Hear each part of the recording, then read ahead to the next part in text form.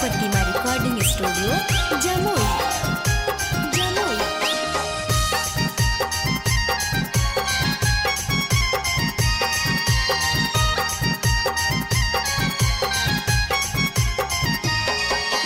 Mix by Salim Babu. सुतल रहल से जिहिया पर ननदो नाय जनल भेई गेलै भोर।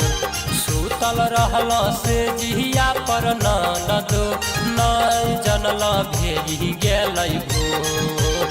कैसन चोली लैला कई बाला मुंगा जो बानामा से पानी गिरै मोर।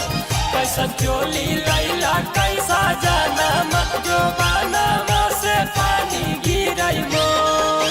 सुतल रहल से जिहिया पर ननदो नाय जनल भेई गेलै भोर।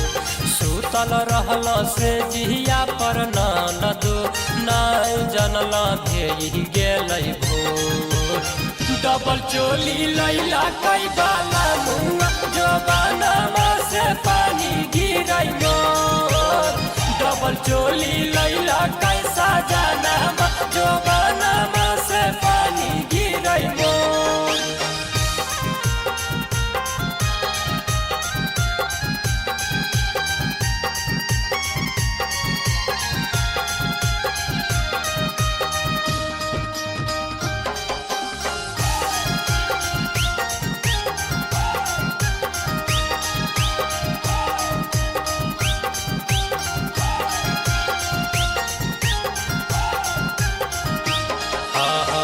लाग है गाजा पी के गईलै बाजार रे। अनपढ़ मिललै सखी हमारो भातार रे। ए सखी लाग है गाजा पी के गईलै बाजार रे। अनपढ़ मिललै सखी हमारो भातार रे। पियाला के सूर में सखी आगे करे लगलै बड़ी बलजो। पियाला के सूर में सखी आगे करे लगलै बड़ी बलजो। कैसन चोली लैला कई बाला मुंगा जो बानामा से पानी गिरै मोर। कैसन चोली लैला कैसा जानामा जो बानामा से पानी गिरै मोर।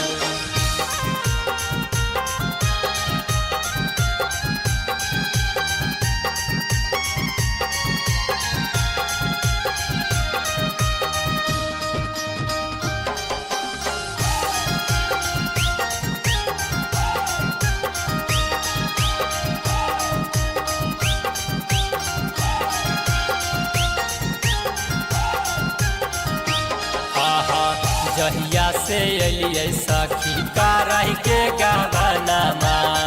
एकरा से नीक हलै नैहर के सजनामा। सुनो सखी जहिया से अलियै सखी कराई के गावनामा। एकरा से नीक हलै नैहर के सजनामा।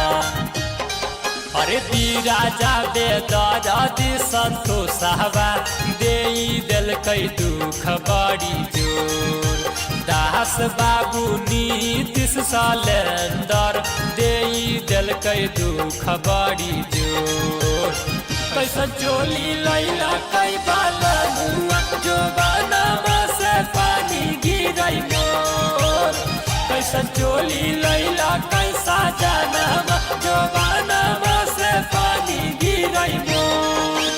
माँ प्रतिमा रिकॉर्डिंग स्टूडियो जमुई।